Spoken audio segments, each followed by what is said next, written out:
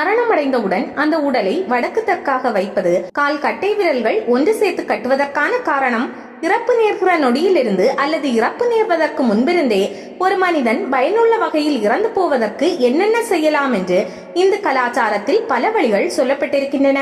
ஒருவருக்கு மரணம் நெருங்குகிற வினாடியில் அது குறித்து தெரிந்தவர்கள் ஒருவித சுலபத்துடன் மரணம் நிகழ வேண்டும் என்பதற்காக அந்த மனிதரை வீட்டுக்கு வெளியே கொண்டு போய் வடக்கு தெற்காக உடலை கிடத்துவார்கள். ஏனெனில் ஒரு கட்டத்திற்குள் இருக்கிற போது அவ்வளவு சுலபமாக உயிர் பிரியாது.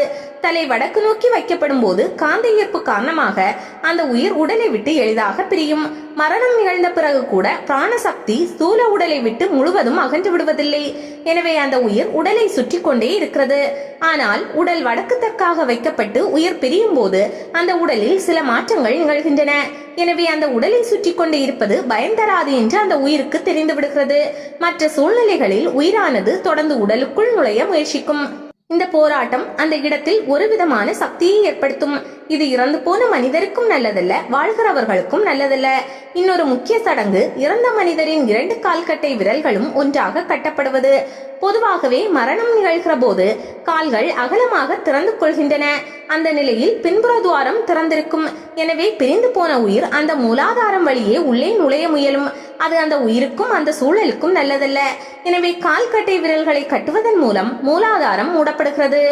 யோக கிரியைகள் செய்வதற்காக நீங்கள் கால்கட்டை விரல்களை ஒன்று சேர்க்கும் போது பின்புற துவாரம் இயல்பாகவே மூடிக்கொள்ளும். இதேதான் இறந்தவர்களுக்கும் செய்கிறார்கள். எனவே உடலை கை கொள்ளலாம் என்கிற அந்த உயிரின் முயற்சி இப்போது பலிக்காது. மூலாதாரம் திறந்திருக்கிற போது அந்த உடலின் உள்ளே நுழைய வேறு சில ஆவிகளும் முயலக்கூடும். மாந்திரீக பயிற்சி மேற்கொள்பவர்களும் அந்த உடலை பயன்படுத்தக்கூடும். அப்படி அந்த உடல் வேறு விதத்தில் பயன்படுத்தப்பட்டால் அது பிரிந்து சென்ற ஆன்மாவை பல விதங்களில் துன்புறுத்துவதாக இருக்கும். அதனால்தான் ஒரு மனிதர் இறந்துவிட்டார் என்று தெரிந்ததும் அவரின் கால்கட்டை விரல்கள் ஒன்று சேர்த்து கட்டப்படுகின்றன.